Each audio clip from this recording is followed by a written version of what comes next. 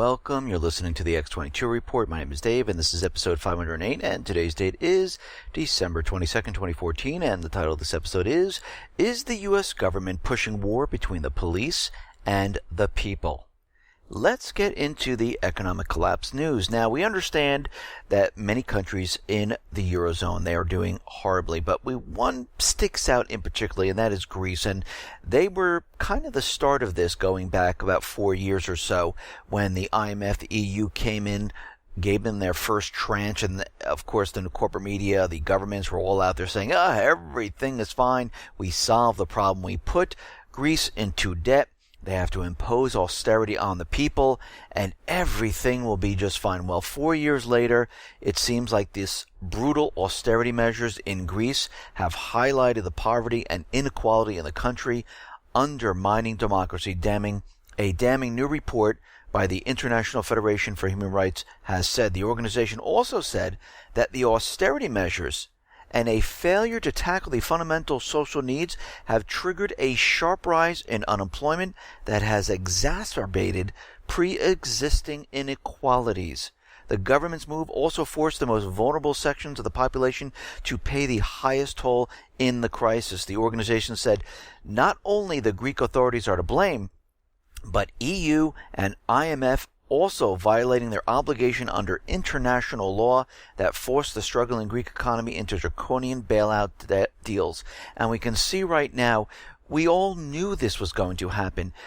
Giving a country continuous debt and placing austerity or imposing austerity on the people does not help the economy. Look at this. 4 years later, the IMF, EU, even the U.S. government was all telling us that everything was absolutely fine with Greece. And we're finding out that no, it isn't. Their unemployment is skyrocketing. Youth unemployment skyrocketing. And we see they are heading down the path of getting Cyprus type of bail-ins. And we can see right now that the Human Rights Organization, people are looking at this saying, you know something? Debt doesn't help, and it really doesn't. It makes the situation worse, and we really have to think about this. As you give more debt to a country and you tell this country to close programs, lay off people, stop giving government assistance out to different organizations, what they do is they start laying off people. People lose their job. There's less revenue coming to the government. Since there's less revenue coming into the government can't support the interest payments on the debt. So what do? They need to take out more debt. They're not creating an economic situation where the country can survive. They're actually doing the opposite. And we have to look at the track record of the IMF, the EU, the Fed. We have to remember, they're in it for themselves. They're not in it for each individual person or country. They are there to push the debt model further and further, and this is what has been happening. Now, here in the United States, we see that unemployment, GDP, inflation, they're all manipulated numbers. I mean, the government manipulates them. They tell us that everything is fine. They push the stock market up. They push gold and silver down, and they pretend that we're in this economic recovery while giving us these fake, phony, false numbers.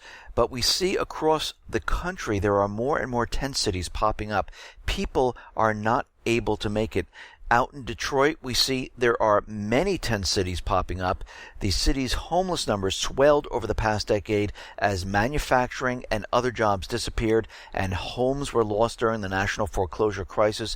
About 16,200 of Detroit's 680,000 residents, almost 2.4%, are believed to be living on the street or in temporary shelters. And we know for a fact that this is a very low number because you have to remember a lot of people have also moved back in with their parents and they lost their homes. So if you take that into account, it really shoots this number up. But those people who have no other place to go, they are creating a small tent cities, and we see this popping up all across the country because whatever the government is telling us that we're in this type of recovery, we know it is the opposite. Everything they always say always turns out to be the opposite. They're telling us we're in this real estate recovery, and as sales continually decline, this is part of the recovery. We know this is a lie. This is not how a recovery works. Right now, existing home sales plunged 6.1%, the most since July 2010. They were expecting only about a small 1.1% drop, but it's a 6.1% drop, and we've been tracking this for a very long time, showing that real estate is going to continually decline, and it is. Every part of America saw a collapse. November existing home sales in the Northeast declined 4.2%. In the Midwest, 8.9%. Home sales in the South decreased 3.2%.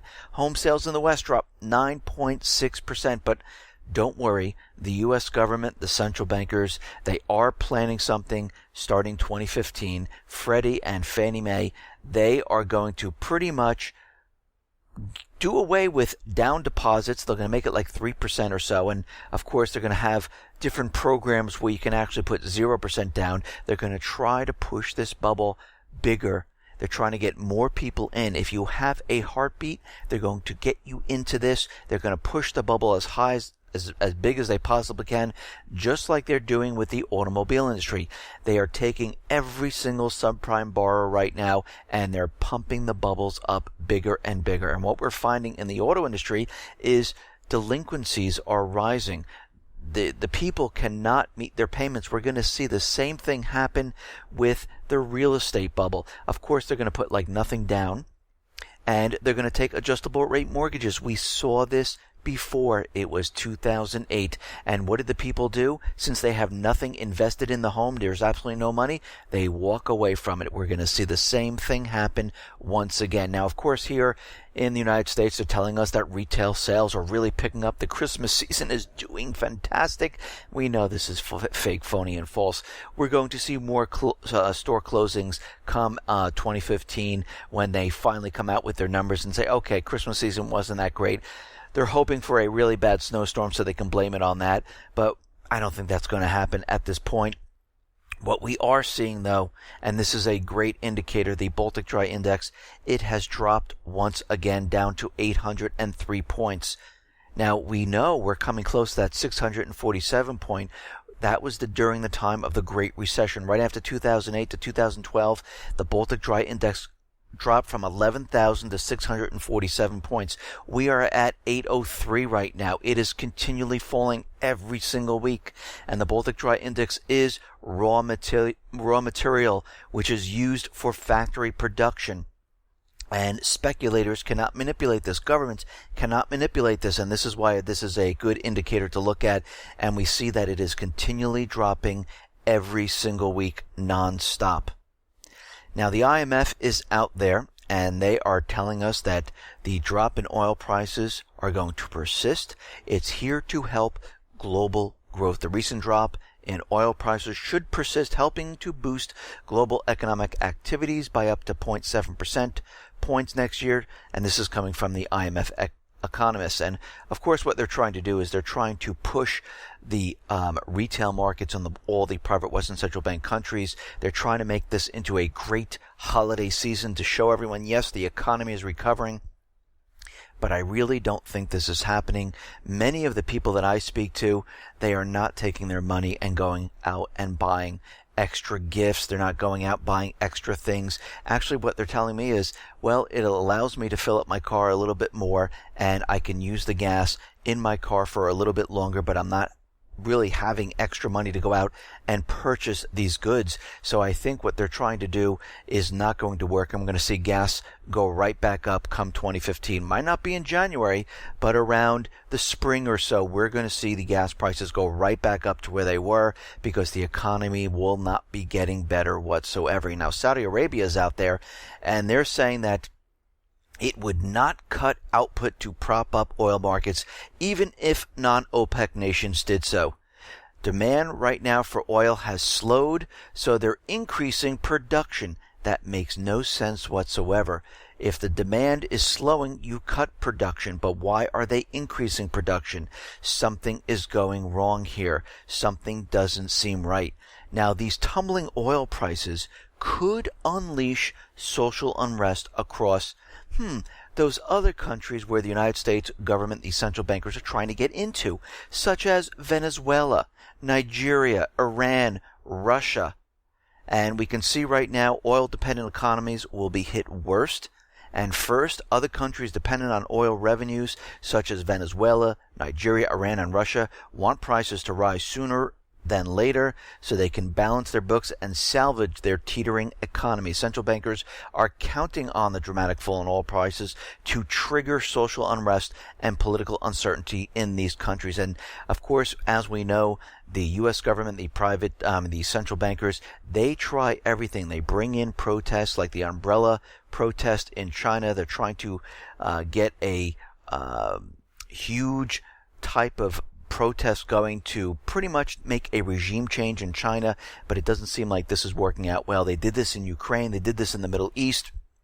And they're trying to do this in all of these countries. And now they're hitting the countries very, very hard by continually pushing down the oil prices. And as we can see, I really don't think these countries are going to fold and let this happen. I think they're going to have and use different tactics to boost their economies. We have to remember most of these nations are part of the BRICS system right now, which goes live 2015. We already see Russia selling its oil for gold to try to boost their economy up, and we can see that they are pushing their economy. It seems like the ruble has gained right now on the dollar, and it is doing a little bit better now. But we see in Belarus right now, they are hurting because of the drag on the Russian ruble last week, leading authorities to impose draconian measures, forbid price increase even for imported goods, and warn people against panic. Now, however, in an effort to stem the flood of hyperinflating domestic prices, authorities have blocked online stores and news websites to stop the run on banks and shops as people scramble to secure their savings and to pretty much get out of the ruble. And we can see it is taking effect on smaller countries right now. And again, the United States government central bankers, they really would like to have a regime change in Venezuela, in Russia, and in Iran. This would be a fantastic thing for the central bankers, but I really don't think it's happening at this point. China, just like we talked about a week ago, how they were preparing to bail out Russia and with their 150 billion yuan swap line. And we see right now that the two Chinese ministers offered support for Russia, and they will provide help if needed, and it is confident Russia can overcome its economic difficulties. Foreign Minister Wang Yi was cited as saying Russia is an irreplaceable strategic partner on the international stage. It seems the corporate media are kind of not reporting this, that the ruble has gained and surged about 31% in the last 6 days. And the corporate media kind of is sidestepping this. They reported continuously how it was falling, but they're not reporting on how it's going back up because they want everyone to believe that Russia is falling apart, the economy is weakening. Of course, they have their instructions from the United States government central bankers not to report on this type of news because they want everyone to believe that their economy is completely falling apart and crashing. Now, we understand the U.S. government, the central bankers, they want to remove all rights from the people, from the First Amendment to the Second Amendment to the Fourth Amendment. Basically, they want to scrap everything. And we can see they're trying and pushing their agendas very, very hard. There is a video out there for gun control, and the latest gun control video tells kids to steal their parents' guns and turn them into the school. The latest plan to end gun violence by encouraging concerned children to steal their parents' firearms from them and turn them into their school or police precincts. Now, this is just ridiculous. I mean, you're going to have a child take a gun into school. This is a gun-free zone. And as soon as they walk into this, problems are going to occur. I don't know whose idea this was, but this is absolutely ridiculous. But it seems like they're trying to push something where they say, look, kids are bringing guns into the schools. Oh, my God, we have a big gun problem. And, of course, the PSA video above in this report shows a young teen dramatically rifling through his parents' drawers only to take out a handgun and put it in his backpack all while his mother is downstairs reading. The next day, he brings the gun to school, sits through class, and places it on the teacher's desk before asking, "Can you take this away? I don't feel safe with the gun in my house." Now, you can see there's going to be all types of problems with this, but again, this seems like they're definitely pushing an agenda here, trying to get children to go up take a weapon that they're not trained to use and bring it into a public school. It makes no sense why they would do this, but only to show, look, guns are flowing into schools. We have a major, major gun problem, and kids have access to them. And you can see right now, this is what they're trying to do. Now, I know from everyone that I know that has a weapon in their home, it is locked up in the safe, and the children have no access to it whatsoever.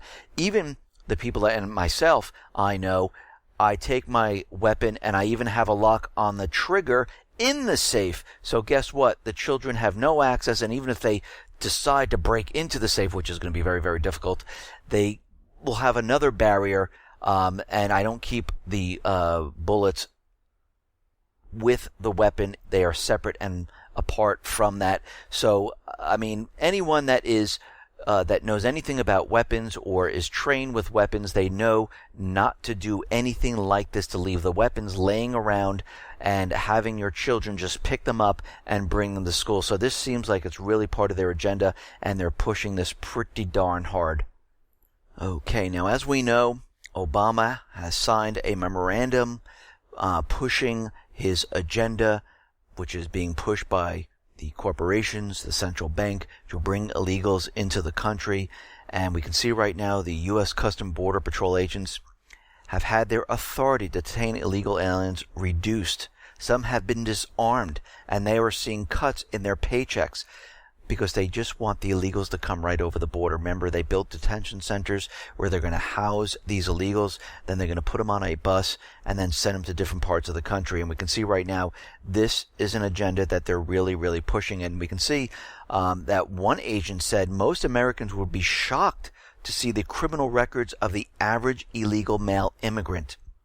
The attitude is, oh, he's got only a couple of DUIs. He's not really that bad of a guy. If they don't have multiple DUIs on their record, the prosecutors and the judges look at them like, only 2 DUIs and 1 domestic violence? That's okay. You can go into America. It's fine. Go ahead. Go into what city you need to go into. Oh, what? You're only a burglary? You only have 1 murder? Pfft, that's fine. Just go right in. Thank you. Here's your work permit. Here's your new set of clothes. Here's an apartment for you, all paid for by the government. Welcome to America.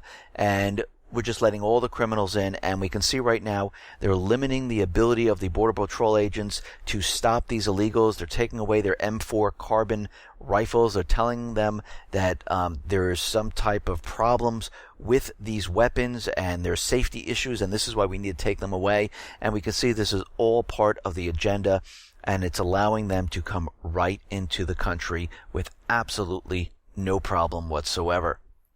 Now, Obama was out there, and he was on TV in an interview on Sunday saying that he will do everything he can do to close the U.S. military prison in Guantanamo Bay, Cuba. Obama promised to shut the international condemned prison when he took office nearly 6 years ago, and guess what?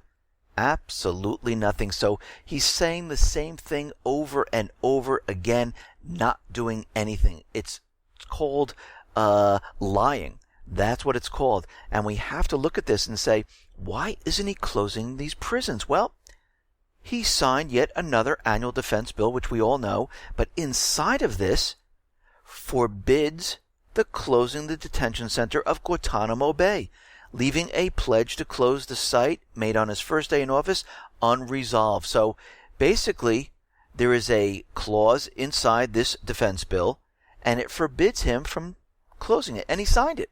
And he's out there trying to convince everyone that he's going to close it. No, he is not. He would have done it if he really wanted to do it 6 years ago. And it's the same with most of these politicians. They tell you what you want to hear, and they never follow through. It is always the opposite. Now, as we know, over the weekend, officers were pretty much murdered in their vehicle. Both officers were sitting in their vehicle in the Bedford-Stuyvesant neighborhood of Brooklyn when shortly before 3 p.m. on Saturday, the apparent shooter Brinsley approached the car and killed both. Brinsley, 28, had driven from a suburb of Baltimore, Maryland to Brooklyn after shooting and wounding his former girlfriend. Actually, he has a very long police record. He's part of a gang. The young man, who was clearly mentally unbalanced and evidently suicidal, seems to have been motivated in part by the Michael Brown Ferguson case and the Eric Gardner case in New York City. And we can expect in the coming days and weeks the killing of Lou and Ramos, those are the two police officers, will be used to justify a crackdown on protest in New York and elsewhere, and an escalation of police violence. And my heart goes out to those two police officers. They do have families, and they really didn't deserve this. I'm pretty much against killing anybody, and I really feel bad for their families and what they're going through right now. But we have to look at the situation here and see what the government is doing with the situation. And it seems like they're fanning up a way to put police on one side and the people on the other. And they're trying to have people take sides at this point. Just like they do with pretty much everything. Like the case with Michael Brown, they're trying to get the racist card going with the black and the whites, but that's not what it's all about. It's not against this is not about police on one side, people on the other, but this is what the government is trying to do. And we can see right now there are other shootings that happen where it involved a white police officer and a black shooter, and President Obama didn't come out on TV discussing this whatsoever. And there's not just one of them. There's like many, many, many different cases of this happening in the last year, going back 2 years, going back 3 years. I mean, just recently, July 13th, Detective Melvin Santiago was shot and killed. His killer, Lawrence Campbell, he was black, he was white, but we didn't see Obama on TV. Jeffrey Westerfield in Gary, Indiana, he was shot July 6th. He was white. He was shot by Carl Lewis Blount Jr., and he was black, but Obama didn't appear. And again, you can see right now, this does happen quite a bit, and has nothing to do with black and white or anything like this. They are using it to divide the people, because we have to remember, when this collapse comes, they understand that people are going to be upset. There's going to be rioting. People are not going to have money. And right now they're trying to nationalize the police force. They're trying to infiltrate all local police. They're trying to bring them on board by giving them cameras now, by giving them funding, and having them come in compliance with the federal government. DHS was doing this for quite a while, and we can see right now they're trying to fan up a case where the police and the people do not trust each other. And this is what they're trying to push at this point. And again, this is for when the collapse comes. We see it occurring in Spain, where the police are out there training for civil disobedience. And we can see the police there are saying, why are we training for this? And they said, don't worry about it. You need this training. We see the European police created in the Eurozone, where they can be dispatched to any country. We see in London, they've purchased water cannons in getting ready for some type of rioting or protesting. Here in the United States, they are building the case, because when this comes, they want the police to have that attitude of cracking down on the people, and they want the people to say, they're the police, we hate them. And you have to remember, the local police are supposed to be intertwined in your community, to help the community, to live within the community. And of course, we already see this person coming from the outside, driving up, shooting them, part of a gang, and they're trying to fan this up, where they're trying to wage war between the people and the police. And the police departments across the cities right now are they have warnings out for officers to take extra care after what has happened, and they're warning the police to drive with multiple people, not just one car, but two cars going to a crime scene.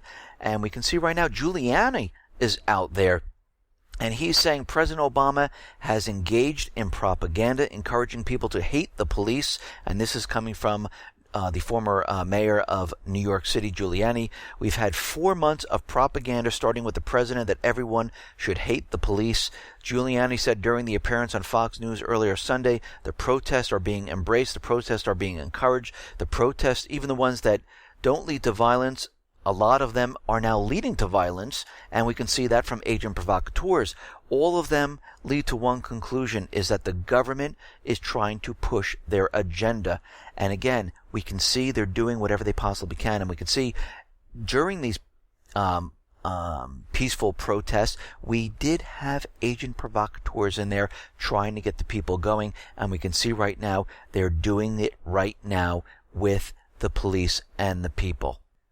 Now, Russia is out there, and the Russian deputy defense minister said France must decide by the end of this year if it will deliver the 2 Mistral-class warships or give Moscow a refund. And right now, Moscow is looking for a refund. They said that would be a better answer instead of delivering the ships, but they want an answer by the end of the year. We'll have to see if France actually does give any type of answer. Now, it seems the U.S. is flying U-2 spy planes very close to Iran. Iran military has sent warning signals to extra-regional reconnaissance aircraft flying near the country's borders over the past few days. And they're saying that there are continuous flights near their border, and it has not stopped. Now, the people of Yemen and the people of Libya, they are rising up, and they're trying to pretty much get control of the oil ports in their country. And as we know, in the Middle East, the people are rising up. The central bankers, the U.S. government, are losing control over these countries, and this is why they're pushing the agenda so hard inside of Iraq and Syria, because eventually what they would like to do is get into those countries that have overthrown the puppet government, and they would like to put the puppet government back into place. And we can see right now the Islamic State is being used for every place the United States wants to go and those places where it needs to go. Now, the people in Yemen warned on Sunday that the buildings in the country belonging to the French energy giant Total are legitimate targets for the militants' operations. And of course, if they truly were Al-Qaeda, do you really think they're going to be giving them a warning? Or they would just go in and attack? These are the people saying, listen, we're going to take over these areas, we're going to take control of the oil, we're going to kick out the central, the puppet government and the central bank, and we're going to take control of our country and start selling the oil using everything but the U.S. dollar. We don't care what we sell it for, as long as we can sell it and bring in revenue. And we see the same thing happening in Libya right now. Military planes loyal to Libya's recognized government is continually attacking those people who are trying to seize the country's 2 biggest oil ports, and they're going after a 3rd one right now, and they're trying to maintain control and get control of this. And we have to remember, in Libya, we have the puppet government, which is no longer in Tripoli. They've been pushed out, and we have a new government that is in there, and we can see they're trying to take control of the entire country right now. And of course, the United States government, the central bankers, they are looking very, very carefully at the situation, because they understand and they know that if they get full control of everything and they start selling the oil, not using the U.S. dollar, this is going to be a huge problem, because this is going to spread to many other countries, and those countries holding the U.S. dollar will no longer need it. They'll send it back to the United States. We'll have a flood of dollars back here in the United States, and we will see inflation, where people will see prices start to skyrocket. People will start to purchase things because they want to get rid of the dollar and get those products. We're seeing it going on in Russia. We're seeing it going on in Belarus, and we're going to see the same thing here in the United States. Now, we understand there are more troops heading to Iraq. They've signed off 1,300. Out of those 1,300 troops, 1,000 of them are paratroopers. And of course, they're only advisors, though. And the other 300 are a mixed assortment, and they will be going to Iraq. And we can see they are preparing and getting ready for a major offensive. They're building up the troops, and we're going to see more troops being brought into Iraq as time goes on, because as we know, they need to get into Syria and then eventually Iran. The goal is the same: remove Assad, then get into Iran. And if there's a war that is started with Russia or China, so be it. It's the risk the central bankers are willing to take. Now, we understand that the United States government, the central bankers, the other private West central bank countries, they are getting ready for a major offensive in Iraq leading into Syria. Of course, they're not going to be going after the Islamic State. They're going to be going after Assad, but they'll use the Islamic State, or Daesh, which they're calling it now, as a cover story.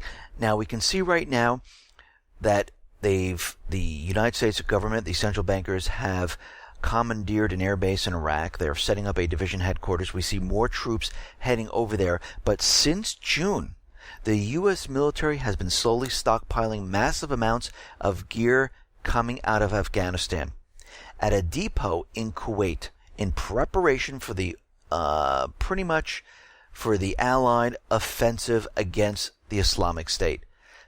The facility's warehouse and large asphalt yards now are a home to roughly 3,100 vehicles. Most of them are MRAPs, the mine-resistant ambush vehicles. There is also some electronic equipment and other supplies at the depot. The U.S. military and its allies are reportedly planning for a massive spring offensive to help Iraq. And again, they will be bringing more and more troops coming in the new year of 2015. Actually, each time they'll probably increase the number that are going into Iraq, and before you know it, we're going to have 10,000, 15,000, 20,000 soldiers on the ground in Iraq. And of course, they're just advisors. And of course, we could see the amount of military assets being built up in Kuwait in the depots, ready to be used in Iraq, and then eventually all of this is going to go into Syria. Now, we know Iraq has ordered tanks, many, many tanks, from the United States, and they're being delivered to Iraq. Who do you think is eventually going to use these tanks?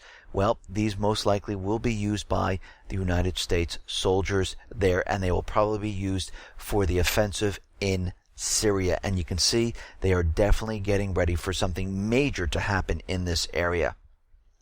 Now, we are seeing more lone wolf attacks in France. A Frenchman shouting, "God is great." He did this in Arabic as he smashed his vehicles into a crowd of people, injuring about 11. One day after, another Frenchman shouted the same phrase in an attack on 3 police officers. So we can see right now they're doing these small lone wolf type of attacks all around the world, and they should escalate as time goes on to show that, yes, there are lone wolves and something major is about to happen. Out in South Korea, a nuclear plant operator computer system was hacked. The perpetrator has leaked blueprints and manuals, says if his demand for 3 reactors closures aren't met, those living near the facilities should stay away from their homes. And this is coming from a group called the President of Anti-Nuclear Reactor Group in Hawaii, and they're claiming responsibility for this. And of course, as we know, the United States government central bankers will probably try to spin this and blame this on the North and say, yes, North Korea is also cyber attacking the South, and this is why we believe they are the ones who hit Sony. And there's even more propaganda coming out that North Korea threatens to blow up the White House. And we can see that this is all propaganda to demonize North Korea. And if there is any type of an event, it will be coming from the inside, because as we know from cyber forensic people and other computer analysts, we see that these attacks most likely, almost 99.99%, did not happen from North Korea. Even Anonymous is out there, and they're saying, no, North Korea is not the source of the hack. And we can see that the FBI, from all their evidence and everything that they have, you know, that one IP address right outside North Korea, that's how they have proof that North Korea actually did it. Having confirmed in a statement by the FBI and reiterated by President Obama that North Korea government is responsible for hacking Sony, it appears YouTube Anonymous says, no, the FBI is completely wrong.